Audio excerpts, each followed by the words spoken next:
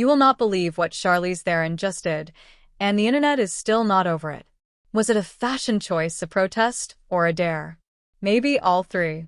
Today we break down the moment that stopped people mid-scroll, why it mattered, and what it says about choice, age, and the rules women are still expected to follow. Ready? Let's go. Charlize Theron isn't just another Hollywood name. She's an Oscar-winning actor, a producer, and someone who's built a reputation for taking risks, on screen and off. Think of the transformations, the fearless physical changes for Monster, the raw intensity she brings to action roles, the times she's used her platform to call for fairness in pay and better roles for women. So when Charlize arrives somewhere and turns heads, it's rarely random. Here's what happened. She showed up at a major event in an outfit that many described as shockingly bold. It wasn't trashy or careless, it was deliberate. The cut, the silhouette, the way she moved in it, every detail read like a statement. Some people gasped. Others cheered. Trolls griped. Fashion editors dissected the tailoring. Photographers snapped furiously.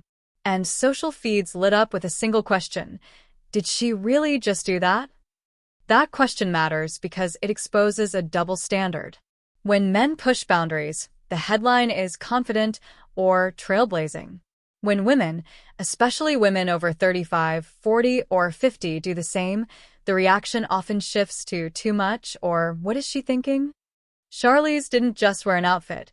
She wore a rebuttal to that idea. She said before she dresses for herself. This time, what she wore felt like a spoken sentence. I won't disappear so you can be comfortable. Reactions were fierce and quick. Fans praised her confidence. Iconic. Age is nothing. Others found it uncomfortable or tone-deaf.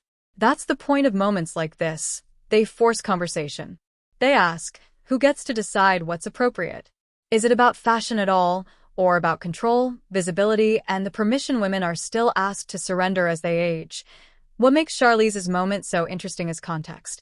She's never been one to seek cheap attention. She turns down roles that don't respect women. She's advocated for female storytellers. So the outfit reads less like a stunt and more like a strategic act of self-expression, one that says agency matters more than approval. Instead of shrinking to fit expectations, she wore what she wanted and let the world react. There's another layer. Fashion as language. Clothes aren't just fabric, they're punctuation. A bold neckline, an unexpected silhouette, a refusal to conform. These are visual sentences. Charlize used them to speak. Maybe she was tired of reading the same script about what women should wear at certain ages. Maybe she wanted to remind people that empowerment can be glamorous, loud, quiet, or anything in between. That, of course, not everyone will love it, and that's okay. The point isn't unanimous applause. The point is conversation. Charlize's look opened a door to talk about who sets the rules and why we still police women's bodies and choices. If you left the thread furious or cheering, you participated. If you paused and thought, why does this make me uncomfortable? Then maybe you learned something about your own assumptions. So what's the takeaway? Charlize Theron didn't just make a fashion splash. She reminded us that freedom of self-expression isn't a privilege reserved for the young, the conventionally pretty, or the publicly palatable. It's for anyone who dares to live on their own terms. Whether you call it brave or theatrical, it forced a conversation many of us needed.